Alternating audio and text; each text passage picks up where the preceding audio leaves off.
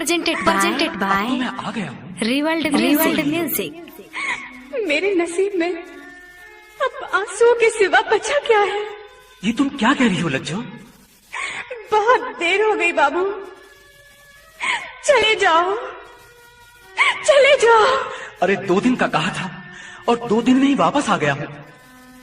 इन 2 दिनों ने हमारे दरमियान सदियों के फासले खड़े कर दिए हैं।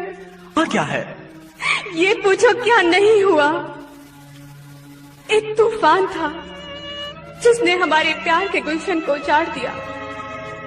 एक कयामत थी जो दिल पर गुजर गई। तुम्हारी लज्जो किसी और की हो गई। नहीं नहीं, तुम सिर्फ मेरी हो। तुम्हें मुझसे कोई नहीं छीन सकता। अब तो कुछ भी नहीं हो सकता। ना कोई भरोसा हो, ना तो दे दिहन साधु मुखा हो, ना तो दे दिहन साधु रे भाई करी हो ना कोई भरोसा हो, ना तो दे दिहन साधु मुखा हो। नया बहल हवा हो आज कल के लही की उतारी बेवफा हो। आज कल के लही की उतारी बेवफा हो। Mixed by Munna Nirmohi।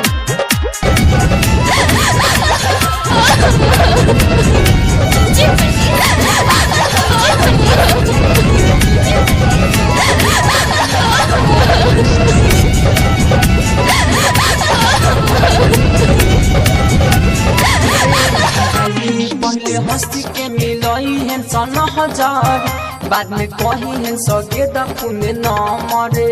तू तो प्यार में पड़ी जाई बराबरे, बाद में कही है तो शादी होता मरे। पहले हंसी के मिलई है सन हजार, बाद में कही है सगे दफुने न मरे। दूसरा से मंगिया सजाई हो, देखी तो है मुहली घुमाई हो, जैसे न जाने साफा हो। आज कल के लही की होतारी बेवफा हो। आज कल के लही की होतारी बेवफा हो। DJ ब्रजेश चकिया। राइटर देवेंद्र बात कही सही, प्यार करब लाखी से लोड़बही। याद दिल से ना दूरी कब रही, चाहे पियब दारू दूध दही। राइटर देवेंद्र बात कही सही, प्यार करब लाखी से लोड़बही। बातें मान राहु राजा धानी, ना तो बिगड़ी जिंदगानी।